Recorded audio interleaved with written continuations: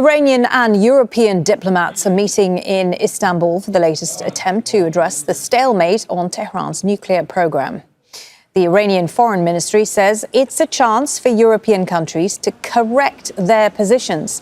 It comes just days after the UK, France and Germany threatened to reimpose sanctions that were lifted in the 2015 nuclear deal. We're joined now by Simon Gass, a former British ambassador to Iran, and he led the British team at the Iran nuclear negotiations back in 2015. He joins us now from London. Thank you for your time, sir. What is the UK's core objective in these Istanbul talks? Is it non-proliferation? Is it regional security? Or is it to have leverage over Iran's broader behaviour? Well, I think the purpose of the European countries that will be joining Iran in Istanbul for negotiations is to try to find a way back to a sustainable nuclear agreement by which Iran's very aggressive nuclear program no longer poses a threat. As you know, we had such an agreement in 2015. The United States pulled out of it a couple of years later. And since then, there have been sporadic negotiations trying to find a way back to an agreement which is acceptable to all parties. Those negotiations have not succeeded so far.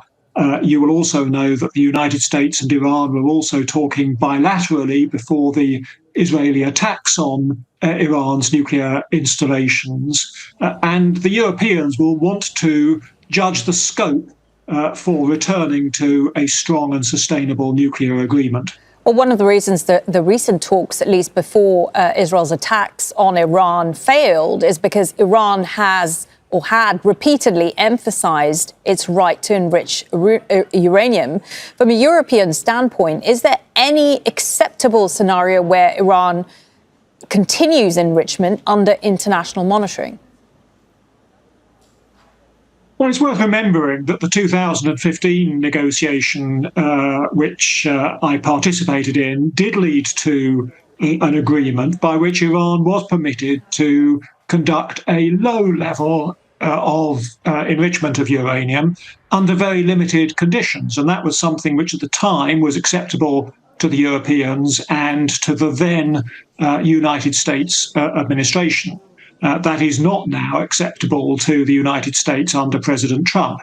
So although I could imagine a scenario in which the Europeans might be willing to return to a similar agreement in which some sort of very limited enrichment was allowed, I think in a sense it's the wrong question, because in the end, whatever agreement is reached has to be one which is acceptable both to Iran and to the United States. And the United States is saying very clearly at the moment that no enrichment is permissible. And that is therefore where the negotiation will have to aim. So I think the question of what the Europeans might accept is secondary to the bigger question of what will be acceptable to the United States. Yeah, it's interesting you make the point about the United States. I mean, from your experience, how does Europe even navigate being both an independent negotiating party and at the same time, it is, of course, a transatlantic ally of the US, especially when Washington's position towards Iran is more hardline? Well, it is a tricky hand to play. In the negotiations which led to the Iran nuclear deal, of course, we had all of the Europeans and the Americans, together with the Russians and the Chinese, sitting around the table negotiating with Iran, and therefore there was a single collective effort. What is now happening under the administration of President Trump is that the United States is negotiating bilaterally with Iran. Of course, it's not doing so at the moment, but that's what it was doing, without the presence of the Europeans. Now, in some senses, I don't think that's too problematic because, as I said earlier, whatever deal can be arrived at has to be acceptable to the United States and Iran. And I think it unlikely that under those circumstances, the Europeans would refuse to accept the outcome. But what the Europeans can do is act as a further channel for discussion with the Iranians, a further source of encouragement and pressure on Iran to try to reach an agreement which is frankly in Iran's interest as well as that of other countries. So there will be a good deal of liaison between Washington and European capitals to make sure that we are all pointing in approximately the same direction. But of course, it is more difficult than when all of the countries are in the room all together. The E3 has threatened to reimpose sanctions if talks fail. In your opinion, is this a serious threat or more of a negotiating tactic?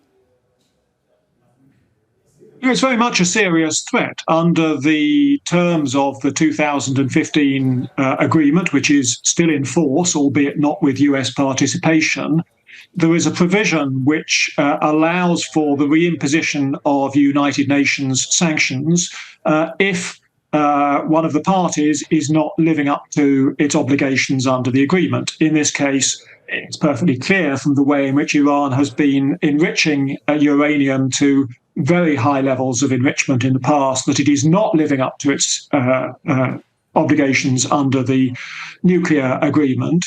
And under those conditions, I think it highly likely that the Europeans will reimpose United Nations sanctions, as is allowed under the agreement, partly because if they don't do so by the 18th of October, that provision lapses and can no longer be applied.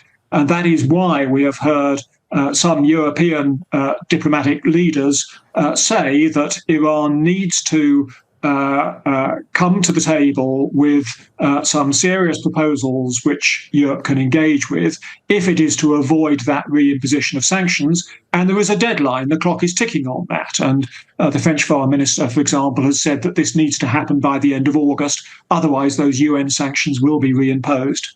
OK, Simon Gass, former British ambassador to Iran, joining us there from London. Thank you. Make sure to subscribe to our channel to get the latest news from Al Jazeera.